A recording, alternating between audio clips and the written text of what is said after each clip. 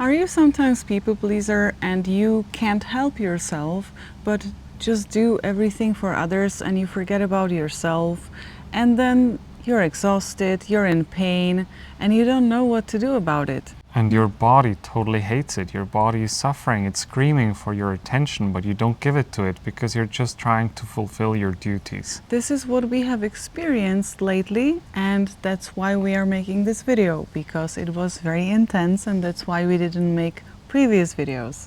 4 days ago, my mother was inviting us and the rest of my family to go see an opera in Verona. There's a big, beautiful arena like the Colosseum in Rome, and in there they have these live open-air operas.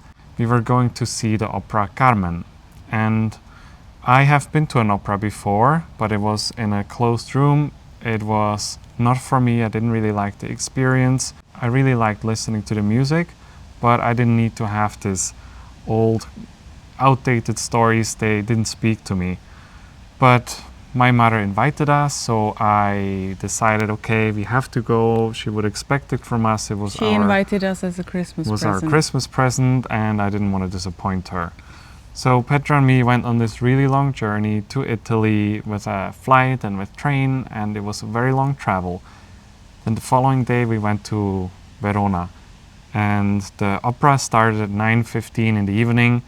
We were told that the opera would take until 11:45, so I knew, okay, it will take 2.5 hours, but we can make it. That's what we prepared for. But when we got into the arena, we had seats that were made out of metal. They were really tiny, almost like sitting in an airplane. Your knees would touch the person in front of you. Because he's quite tall. Yes, and the seats were also extremely uncomfortable. The backrest, it was very cold, so it was good that we had some pillows, but it wasn't really the best inviting experience. It was a prisoner seat style of sitting there. And we didn't say the most important thing, and it was that we were traveling, we were very much tired, and we were expecting, I said to Rafael, hey, opera takes 4 hours usually, and that opera took 4.5 hours. You can't imagine how people around us were suffering when they were sitting on those chairs without any paddings, because they were not providing these paddings for customers there. And everybody around us was just in huge pain, tortured, and everybody had so many blockages in their body. I don't think that somebody was actually able to watch the opera in Colosseum in Verona. And I know that as much those artists tried to do whatever beautiful experience, I think we were not able to take it in because it was just so painful for us as customers. And the first 30 to 45 minutes, I felt like, wow, you know, some of these songs I know, they're being played live. It was really cool. There were animals on stage, there were children on stage, a lot of people.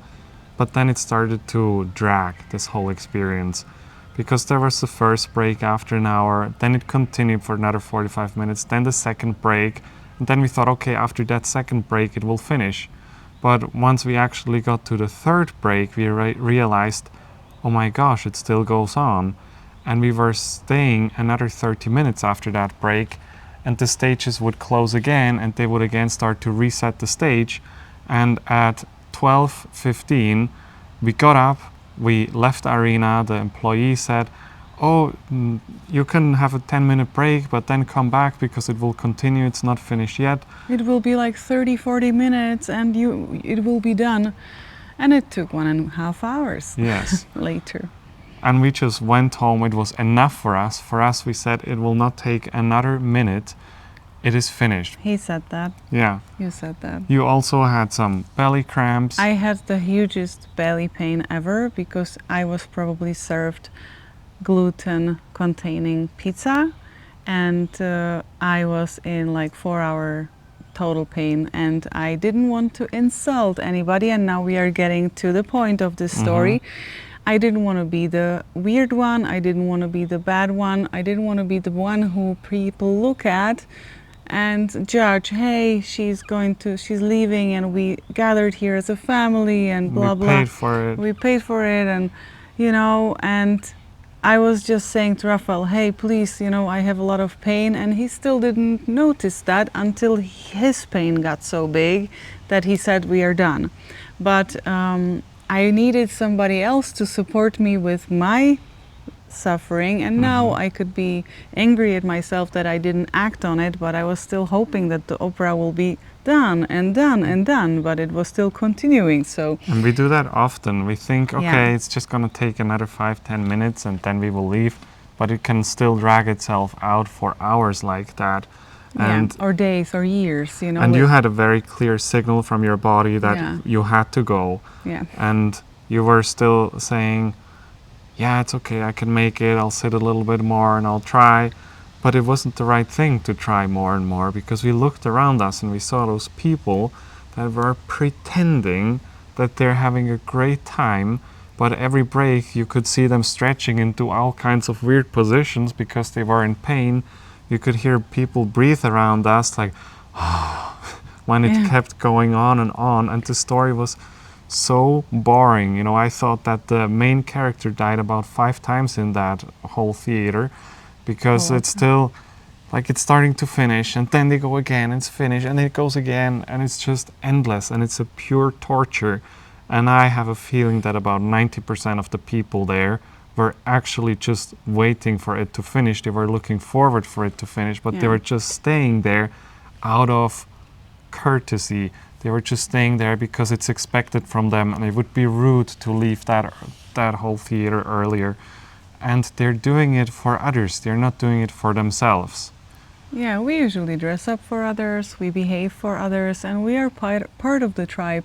It's absolutely natural. But after this experience, we have moved it a little bit further, because then we started to be really respecting our bodies, because Raphael was experiencing also some information from his body.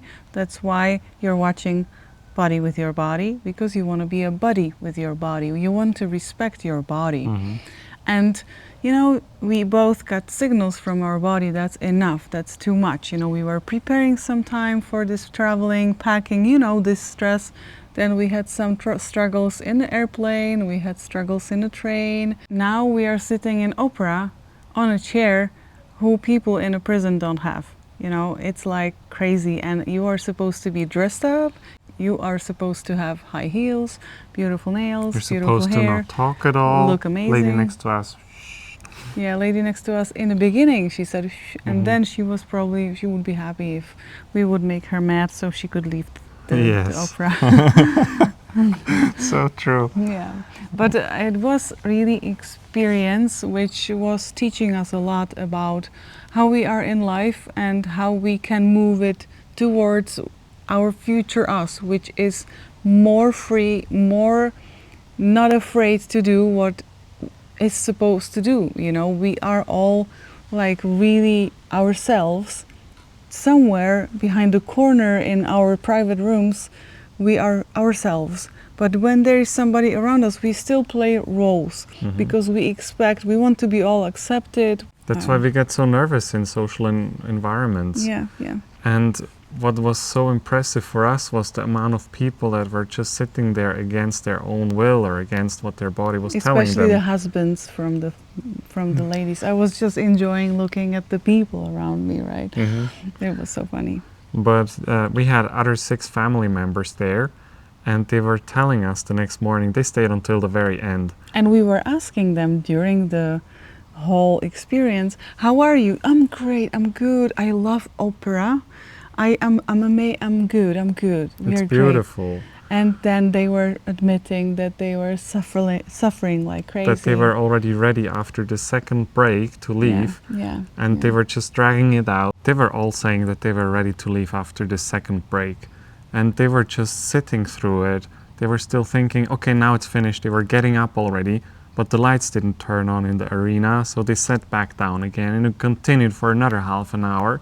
And for all of them, it had a really bad, bitter aftertaste, this experience. None of them could say afterwards, wow, that was a great experience, I would love to go again next year.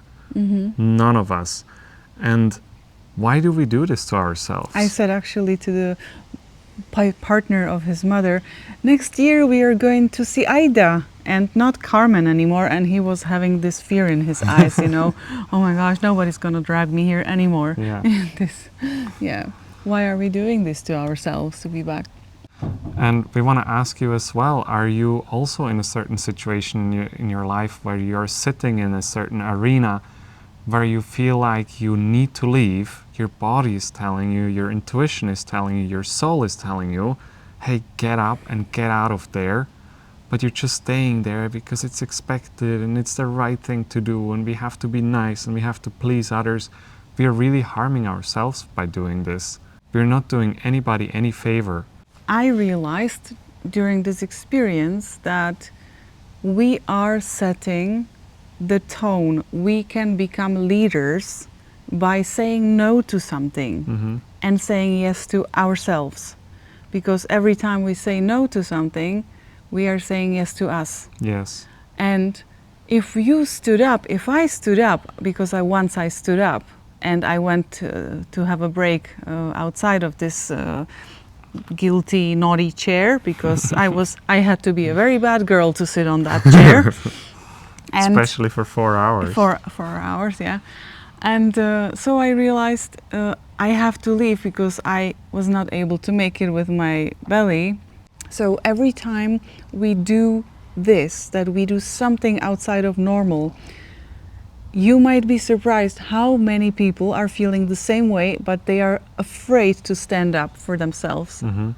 And they are afraid to take first step. And then they would just go with me. They would just go with me because they see I'm going and they will go too. And It's a if they relief. will not go, those people will be the judgy ones. Those will be the angriest at you that you did something outside of normal and you should behave politely and stay somewhere where you don't feel comfortable. And this is what I was afraid of in the beginning, when we started this story. I was afraid of that, and now I realized that people who would judge you this way, who I would be judged by, would be actually those people who would feel the same way as me, but I would be the one leaving and they would stay because they would want to be the polite ones for others, no matter how much they suffer, but they will stay in their own naughty chair. And every time you say no and you choose yourself, you're also stepping into your future. Because you can't get into your future if you keep doing things for others. And this is something that I really need to learn big time, because I do it all the time, that I just do things out of niceness, do things out of fulfilling expectations that people have from me. And then my body gives me really intense reactions. And in that moment, I have no other chance but to listen to it. And I could have had it much more comfortable and better if I listened to it from the very beginning, because my intuition was already telling me. And my intuition was absolutely sure about this trip, but I, as a partner, wanted to support my partner, but I didn't want to be like unsupportive. It's very hard sometimes, you know, you have to also consider that you want to support a person who you love and you want to see your family, but you can see them also differently and you can experience something differently. But I think the whole family learned a huge lesson from this, and I hope that you can learn from this video something. And the most important thing is that to speak up for yourself is the right thing to do, because you don't have to be afraid of that. Maybe somebody would come to you and thank you for doing it first because they were too scared. I think in that arena there were hundreds of people that would have loved to leave, but they couldn't because they didn't allow themselves. So we invite you to also reflect in your life where you are sitting in the arena where you know you don't want to be, and just start to gently step out of there. Choose yourself, say no. Say no to people, say no to others. Sometimes you could feel also sick, especially in your second energy center, because this is about safety and security, and maybe you were not provided safety and security when you were a child. But now I realized that when I don't give it to myself, and nobody gives it to myself, so I will never have it, and I'll always have, for example, my stomach problems. And if I stand up for myself and I say, hey, I'll take care of you. You know, I talk to me like, hey, I'll take care of you. I'll not let you anywhere. I will not let anybody to treat you wrongly anymore. And you can do the same thing. And maybe that will nourish your second center so much that you feel so safe and your stomach problems will stop. Also your throat chakra, you know, speaking up for yourself, speaking the truth. And I was dealing on this trip with panic attacks, and my body was clearly telling me this is not for me, and it had huge resentment towards my actions because I heard it, I decided to ignore it and just tried to act and pretend despite of it. And push through it. Push through it, and there's a huge resentment from your body, from your soul, because it knows it's not the right thing for you. And you can also look in your life where you have these reactions. That's your body telling you, hey, this is not for me. Usually, really, also when people are having panic attacks, they are against themselves, and the body is not dumb. The body always uncovers something what you are not seeing, and you just have to find the keys and clues to understand it, because it's the language which is telling you, through this language, the body is telling you, hey, don't do this, say no, stop this, keep yourself safe, because you are necessary to be safe. You are supposed to be safe within yourself and with yourself, and I don't feel safe when you are not speaking up for yourself. For example, the body can do this during the panic attack. It can be caused from traumas and so on, but I uncovered with Raphael, because I was aware what is happening with him and he was under this stress response. I could just observe it and find some clues. See the body's perspective. See the body's perspective and tell him that this might be the causes. And he said, oh my gosh, it's true. I do something what I don't want to do. I'm basically dragging my body where my body is not programmed to go, because it doesn't have the GPS, you know. It's like your body already has inner coordinates. It knows where it's going with your energy, with your ability to see things and so on. And if you drag it into somewhere where you're not supposed to be, the body is going to tell you very clearly, with headaches, with pain, with panic attacks, whatever you're experiencing with your body and your body doesn't feel good, don't feel angry at your body, because your body is your compass and it gives you signals which are supposed to put you on the right path. You know, it's always like that. We are absolutely exhausting our bodies in this time and space in this planet, and we are expecting that the body's gonna work all the time like a Swiss watch, right? And we're getting mad if it doesn't. And we are getting mad at the body that it doesn't. But we have to be conscious where we take the body, because we were, for example, dragging our bodies through a lot of train rides, bus rides, plane ride, you know. We had to take a lot of car rides, taxi drivings, a lot of heat, changes of environment, changings of food, seeing new environment and people. And if you do that, if you travel and you don't feel good, of course, you know, because it's too much for the body to take in, you know. And then when you start to be on your social media and Instagram, the body's just so confused. So give it a time, settle down, settle the body, and it's gonna be so happy that you did so. This was very mind-opening for me when Petra told me, because in that moment I of course didn't see it, and we wanted to create this video to provide this eye-opening message for you as well. We would really love to hear from you how it feels in your life when you have had the experience to say no to something that you knew is not right for you, but other people would have maybe expected it from you. Can you share in the comments, how did it feel for you? Did you feel empowered? Did you feel freedom? Did you feel liberated?